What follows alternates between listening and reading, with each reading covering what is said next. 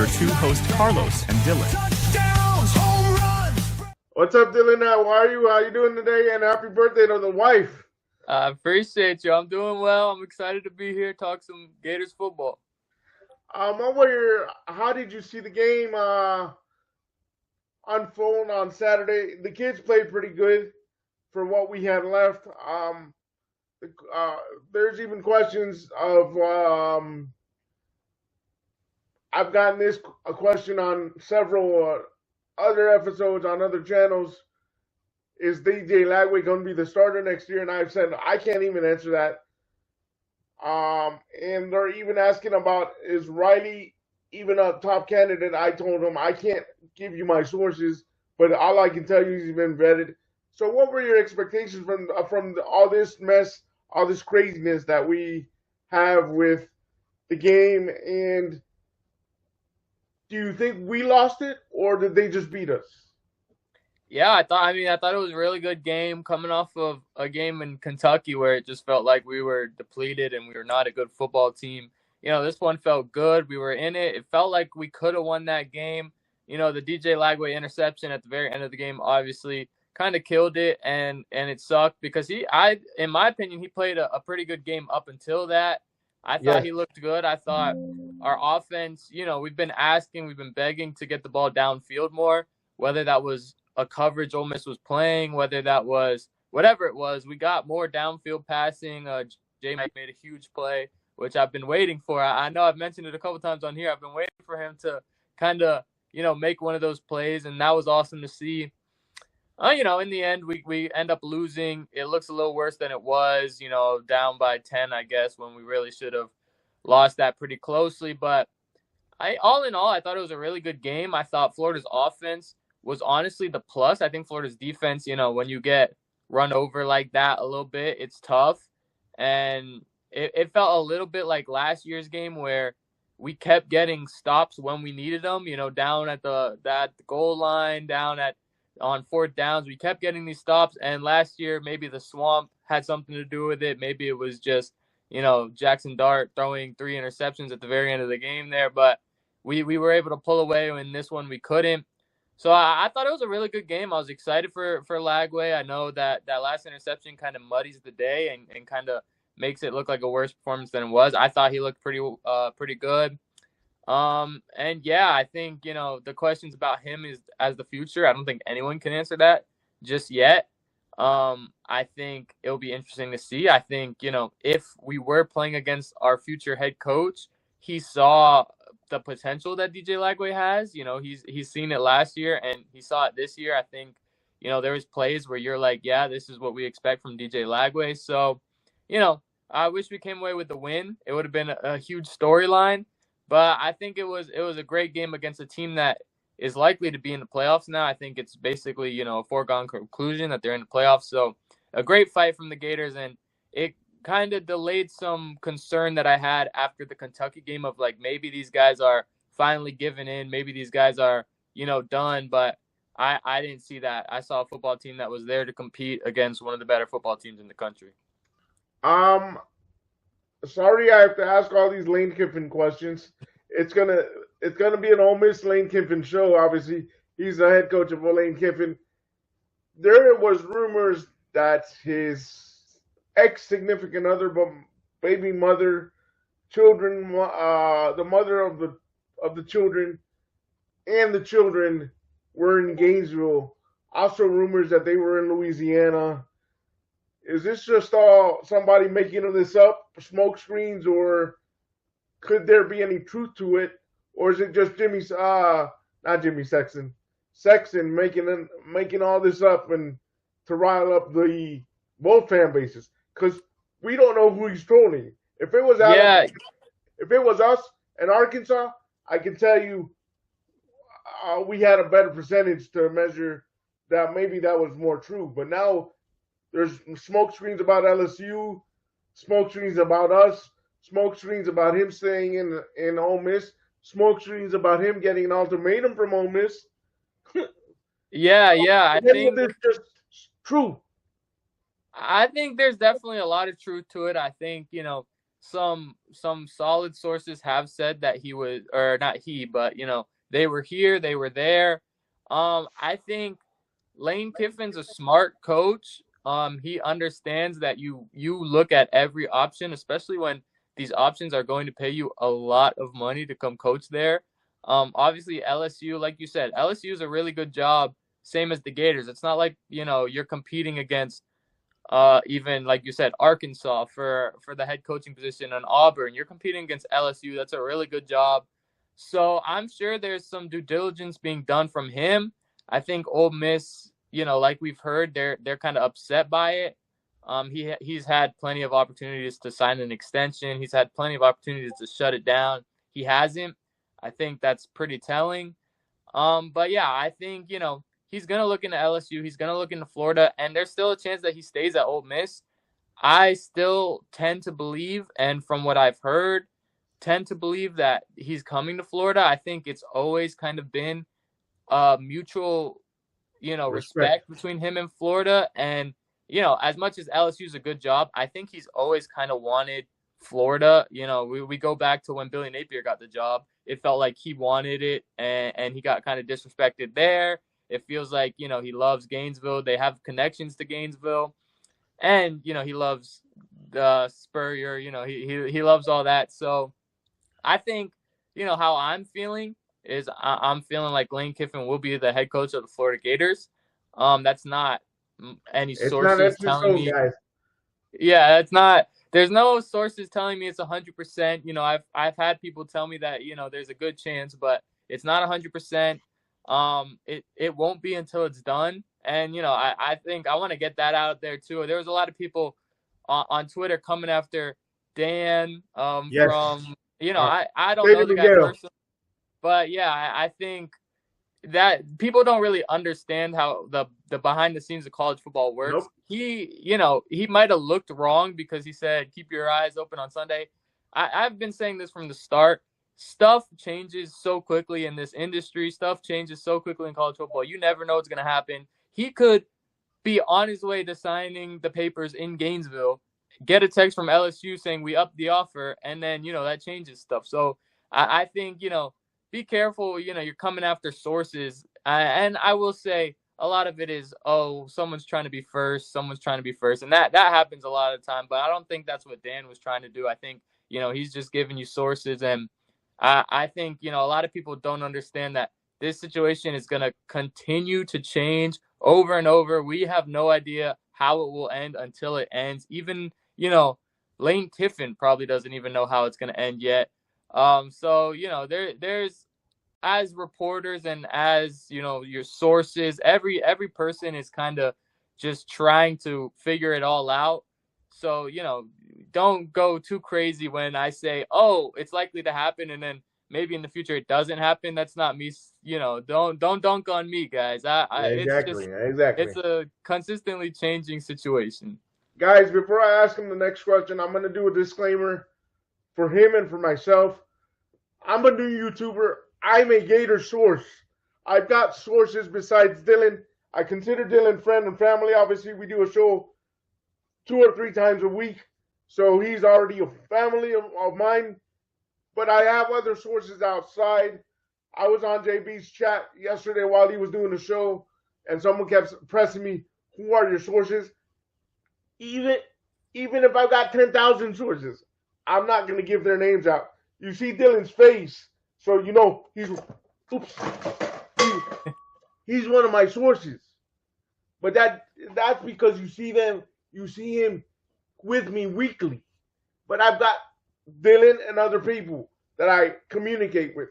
I can't, even if Dylan gives the information behind the scenes, I'm not going to give it to you until it's officially announced by the University of Florida. I just can't. Yeah. And that's how it is. That's for everyone. I just can't, guys. Sorry. It's just the way it is. So don't come after Dan. Don't come after me. Don't come after Dylan. Also, another question. How true is it, or how much of an option is Riley coming to Florida? Because the reason I'm asking this question is because in JB's chat yesterday, I kind of knocked it down as a D&E option. And they were like, who's your sources? Guys, I've spoken to many people, including Dylan. He's been vetted, but he's not the first top 3 options coming to Florida. Yeah, I think we've talked about it since Billy Napier was fired. Exactly. We've talked about Florida's going to go and get, they're going to be very aggressive for a coach they want. I think everyone kind of knows now that that's Lane Kiffin, and they're going after him hard. I think it's pretty obvious that Lincoln Riley is not the first option. I think if we miss on Lane Kiffin, he could definitely be somewhere that we turn to. I mean, I've had him on my list for a while. I think he's a really good coach, but I think, we've talked about it for a while. It's known that they've looked into him and they've looked into a lot of coaches, but I think Florida is very aggressive after Lane Kiffin. And after that, if they don't get Lane Kiffin, that's when we might see more steam for him to pick up. We might see a couple of other names out there, but, I think from the very start, even when we talked to Scott Strickland with the media, it was pretty evident and pretty clear that Florida was going to go hard after their guy, and they're doing that right now. And that's why, everything in the news is Lane Kiffin going to Florida? Is Lane Kiffin going to LSU? Is Lane Kiffin going to Ole Miss? I think, that's a lot of Florida driven because they're going really hard after him. So, Lincoln Riley's a great coach. He's on my list. I think if we get to the point where we're not securing a Lane Kiffin, he'll definitely be somewhere that Florida really kicks the tires on. I think, after they miss on their first choice, they'll look into multiple other options. But as of now, I'm not, I don't think anyone will tell you that he's, a priority. I think really it's Lane Kiffin or bust right now. And if they miss out on him, they'll move on to a guy maybe like, Riley or someone else on their list. Guys, and trust me, he's top 7 on my list, one of the top 3. But I know he has questions of being able to hire a correct DC. Yeah, I agree. I think him and Ron Roberts would be awesome, but yes, that would be there would be a lot. J. Mike was that game for J. Mike his breakout game because, and it's sad because we only got 2 more games, and to call it a breakout game towards the end of the season is crazy. Yeah. I think, like you said, it's tough. 2 more games left. I don't, it's tough for him because he's been playing a lot of football. He's, a senior last year of eligibility. So I can't really say he's breaking out because he's already broken out. I think his freshman year at Cal was when he broke out and he had like 100 or 800 yards. So I think, it's also tough with Florida's offense. I mean, we haven't seen this passing attack be able to have a wide receiver truly be dominant. You see a lot of teams over the country. I mean, wide receivers are getting 6 catches, 100 yards, stuff like that. Florida, on their best day, I mean, other than a Dallas Wilson game where you saw him, really truly dominate, most of the time you're getting 1 or 2 plays where you have a big play, and that's about it. You're not getting targeted enough to have a huge game. You're not getting enough passing attempts to have a huge game. So it's tough. I think, I would love for J. Mike to get the usage that, could help him break out. I would love for him to get, 8 targets, but that sounds like a lot for a Florida offense who spreads the ball out so much and who has struggled so mightily in the passing game. So, it's tough. I think I'm hoping to see more big plays from him. We saw what he can bring to the table. I know, I was laughing at a couple tweets early on in the year talking about J. Mike. We lied about J. Mike's speed. He's not that fast. Trust me, guys, he's fast. I mean, you saw it in that game. Yep. He is fast. The numbers don't lie. They have plenty of technology to tell them who's fast and who's not, and he is one of the guys that is fast. He's a great deep threat. So, like I said, I don't think any Florida wide receiver is going to finish this year with the huge games that we see across the country from a guy like, obviously the elites like Jordan Tyson, guys like that. But I think I hope that he gets more looks his way in the coming games, because I still think he has a shot to be an NFL draft pick just off of his profile alone. And I think Florida can help him out there if they get him more looks. And, as much as it sounds like, oh, I'm asking Florida to spam one guy in draft capital, there's not much left in this season to play for. And I think when you're throwing him the ball, your offense gets a little bit better. So, I hope that they use him more going forward. What can we expect from the team going forward? There's only 2 games left. There's no bowl. It's officially the season's pretty much done. Are we just trying to help them in terms of draft capital, in terms of where they might land? And does this affect the recruiting? Because my follow-up question after you answer this one has to do with recruiting. There's already 2 dominoes that may flip. Yeah, I think what outside fans and, all of us, including myself, including, you, I think everyone who's not in the locker room, what they don't understand is that it's kind of consistently that players are playing not just for wins and losses, I think, or just for a bowl win. I think, obviously they want that stuff. They want to win. But a lot of the times these players are coming into a year looking to get to the next level, looking to earn film. So when we say, oh man, the season's over, no bowl possibility, there's nothing to play for anymore, the players don't think like that. The players, they have to get film. I think that's the number one thing that players really care about is no matter what, you got to put on film good football.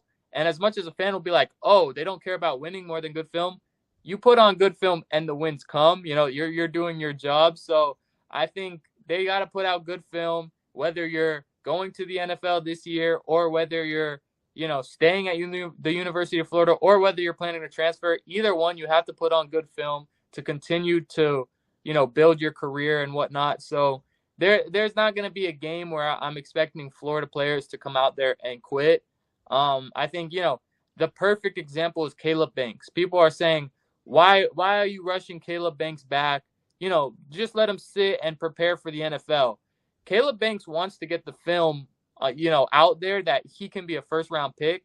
That's why he's rushing back to play. This was supposed to be the year he earned that film. So, he's the perfect example of these Florida players are going to play till the final whistle of the final game. They're going to try to, earn whatever it is, whether it's a bump in NIL, whether it's a more playing time next year, whether it's getting drafted to the NFL, all those things, they're going to be playing for it. So I'm fully expecting Florida to put their best foot forward.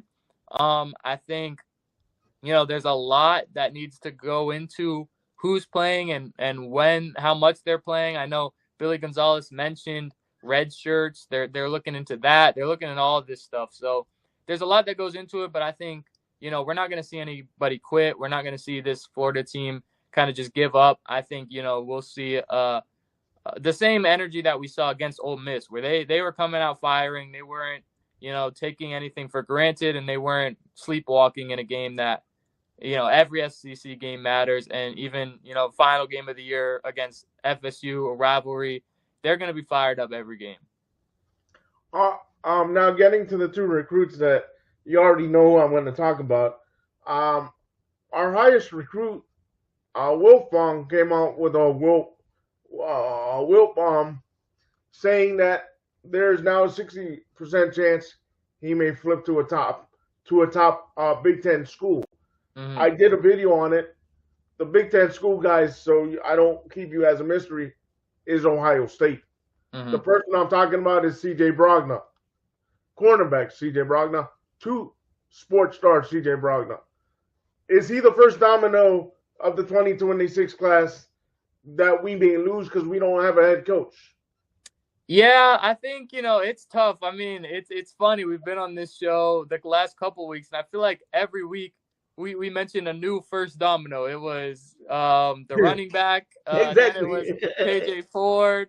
Now it's him. So I think I blanked on the running back's name, Carson Baker. Carson Baker. Yeah, I think, it's tough when you don't have a head coach to continue to recruit. I think Billy Gonzalez, mentioned he is going to continue to recruit. The players are even helping out with that, but it's still going to be tough. You're still going to have guys that you don't feel comfortable with and you expect maybe flip. I'm not going to go out there and say, I'm predicting CJ to flip. I think Wilt Fong knows a lot more than me, so we'll see how that goes. But he's been wrong a lot too, so it's not, a foregone conclusion. I think a lot of these kids, even if they do flip, that's another thing that you got to think about. Even if they do flip, there's a lot of time for the next head coach to come in and flip them back. You can see that all the time. I mean, these kids want to be Florida Gators. They might flip because whether it's the situation or, you don't know the coach as much, they might, but they've committed to be Florida Gators already. So there's still a fighting chance that you can bring them in if you hire the right coach and if they make a good relationship with that coach. So, there's a lot of question marks around our group right now. There's not a lot holding this group together just because, you don't know if your position coach that you've made a connection with is going to be here. You don't know who the head coach is going to be. There's a lot of uncertainty. So I think, we're going to keep talking about who could be the first one to flip, At the end of the day, you just got to wait and see. I think, I mentioned I thought KJ Ford might be gone soon. Now he came out. There's a 60% chance he may flip to Texas A&M. Yeah, he's getting Texas A&M. I think Carson Baker, there's articles about people are pushing for him. Exactly. So there's a lot that's going to happen in these next few months with recruiting. I think we should, as a fan base, and I'm not going to tell you how to be a fan, obviously, but for me personally, I'm not worrying about recruiting until we get a new head coach in. Exactly. There's nothing really that Florida can do too much and to have, any effect on that just yet. The next question, I'm just going to have you answer it so people understand that this can't happen. I know the answer. Is there any way Chambliss from Ole Miss can come to Florida?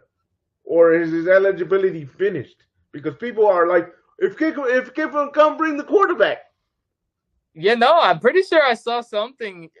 I haven't looked. I think he's a fifth-year senior, if I'm not mistaken. He tweeted something out about, imagine if I came back next year. I'm nowadays. How is he going to come back if you're a fifth-year senior? Nowadays, with the eligibility, man, Diego Pavia has played 12 years of college by now. Like, there's a possibility. I'm not expecting that to happen at all. I think, especially for a guy like him who kind of came out of nowhere, now has, a lot of stock going up. And then if Lane Kiffin does come here, how much do you want to say, okay, I just got my stock super high up. Now I have to go all the way to Gainesville, a whole new environment to play with Kiffin and maybe lose that stock. I don't think that's a possibility, but you never know. I mean, with how eligibility is, never say never with this stuff. It's a crazy college football world we live in right now. Do you think there were key plays to last week's loss that could have changed the game for us? Yeah. I mean, I think the pretty obvious one is the DJ Lagway interception. I think, it was a tie game. We were kind of driving. You expect us to maybe hit a field goal there. If worse comes to worse, a field goal. And it was a tough interception. And I feel like we've had that a lot of games where it's like, oh, if this one play didn't go wrong, we probably win this game. But at the end of the day, they kept in it. That's how football works. You're going to have plays where you're like, dang, if we got that play, we would have won. You're going to have plays like in game. If you win a game, you're going to have plays where you're like, oh, if we didn't get that play, we would have lost. So it's tough. I know there was another play, I believe Ole Miss fumbled the football when we were down. I think it was like 3 or something, or maybe it was tie game. And we did recover. That would have been huge. I think if we recovered that game, we're right back in it. But at the end of the day, like I said, it's football. There's going to be plays like that every Saturday.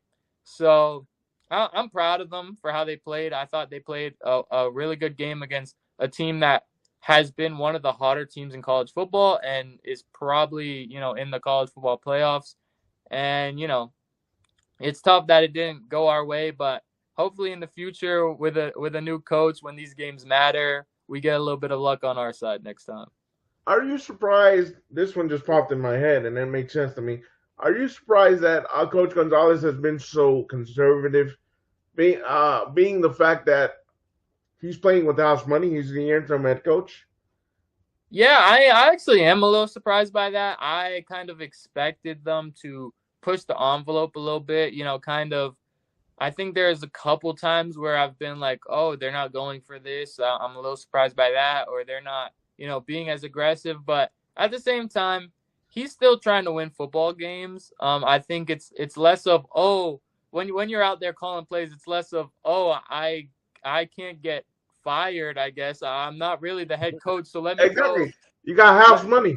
Yeah, let me go play like it's Madden. I don't think they think like that. I think he thinks, he's got a responsibility to the players to coach his best game. He's got a responsibility to the university. So I think, as fans, again, it's like, oh man, I wish they would just go for every fourth down when it's close and might as well, nothing to lose.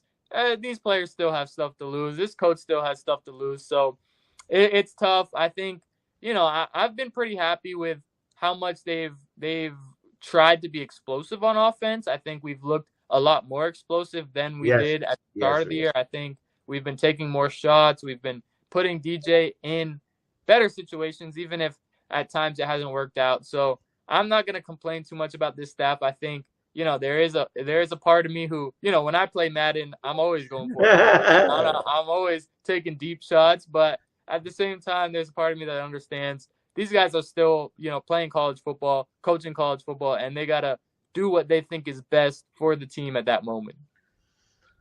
I know we don't know the answer to this. Are there any coaches from this staff, if you were a decision maker, you would keep on the staff? Yeah, I think there's a couple. I mean, in my opinion, and obviously it depends on the next head coach and their fit. I think, it's easy to expect them to just gel immediately, but that's not the case a lot of the time. So, but if everything was to fit right, obviously I'd want Ron Roberts back. I think Ron Roberts has been a great defensive coordinator. Florida's defense has been the best it's been in since I've watched them since I was a student. I think they've been the best that they've ever been. So, I think Ron Roberts. I think Jabbar Jalouk as a running backs coach, I mean, that running back room is like they just keep pumping kids out. Like, Jacoby Jackson goes down. Oh, it's fine. We have Duke Clark. Duke Clark goes down. Oh, it's fine. We have KD Daniels. We keep seeing these guys come out and be able to perform. So I like Jabbar Jalouk. I like Gerald Chapman's another one I'm pretty high on. I might be missing a few. I think we haven't seen too much from the newer coaches. I don't think I've seen enough from Darren Wilson to be like, oh, please bring him back. Or Vinny Salseri. I think, those guys are Robert Bala. I think those guys are all pretty new. Billy Gonzalez, I would love to have back as the wide receivers coach. I know people are 50-50 on him, but I really like him. I think he's well. So there's a couple guys, but like I said, at the end of the day, I'm just hoping that there's a coach that comes in and builds a good staff that we can all feel confident in, and that's, he is comfortable with. Like I think I've mentioned on the show before, I'm a Giants fan. I was there when Wink Martindale and Brian Dable were like close to fist fighting on the sidelines. So I'm all good if he's going to bring in a whole new staff, as long as they're, connected, they're working on the same goal, and they're, established staff that I can feel comfortable with. This is a sidebar. I feel bad for you. You're going through 2 coaching searches. Yeah, it's been tough. It's been a tough couple of years for both my football teams here. What can briefly? Don't say too much because we're going to cover this in the pregame. What can we expect over the next 2 weeks from this team? Yeah, bro, I'll keep it pretty brief. I think these next 2 games, as much as it's Tennessee, they're a ranked team. They're obviously playing for more than we are. I think both of these games are pretty winnable. Obviously, Tennessee hasn't beat us at home in who knows how long. I think we're getting healthier a bit. Caleb Banks might be back. I know George Gums just was announced that he's out, but we're getting, some big time players back. I think we have enough talent to beat any team still. And I think at home, that's a big one where I could see Florida pulling this one off against Tennessee. And then you go and you play at FSU. And I think that's a very winnable game. I don't think FSU has been very good this year.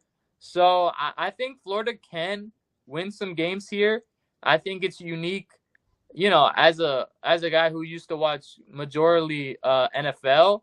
I think it's unique with college football how, in the NFL, when your team starts losing, you're like, okay, guys, like as a Giants fan, I know this, especially like start losing a bunch so we can get the higher draft pick. In college, you don't want that. You want them to keep winning when they can. And I think Florida has the talent to do so. And you mentioned it with recruiting. I think, if Florida can put together some wins, I think recruits will start saying, okay, listen, they don't even have a coach and they just beat Tennessee or they just beat FSU. They just beat a rival. Imagine what, we can do there with a coach. I think that's big for recruiting. So I'm excited. I'm hoping that Florida can pull off some wins here. And I think there's a possibility that they can. Obviously, we've seen them come so close. Even, last week, they come so close to winning. And then, one thing happens and it derails them. But I think there's definitely some possibilities for some upsets in the next couple games. Guys, before we head it out, I'm working in the background on Twitter or X, whatever you want to call it, trying to get some prospects on the show. Also, I'm going to have Dylan, especially if they're potential Gator recruits, Dylan come on if he's available so he can ask some questions. But I'm working in the background. I've got trying to push the correct buttons to get some 2026 recruits on here. Obviously, if Dylan can help me, then that's a bonus. But I appreciate your support. This family continues to grow. We're at 1433. So continue to share, continue to subscribe, and share it with your dogs, your cats, whoever you want to share it with. I appreciate it. Follow my friend on X at Dylan_Olive_UF, and we'll try to keep you as updated as quickly as possible. We're even trying to work on a hot board program for you, but things just changed too quickly. Who knows if we'll get that show out for you guys? Because if he signs or whoever it is, then the hot board show is gone. But we're trying to do our best. Any final thoughts, Dylan? Just pleasure to be here. Thank you guys for watching, and go Gators. Like always, stay positive, stay energized, and go Gators. Peace.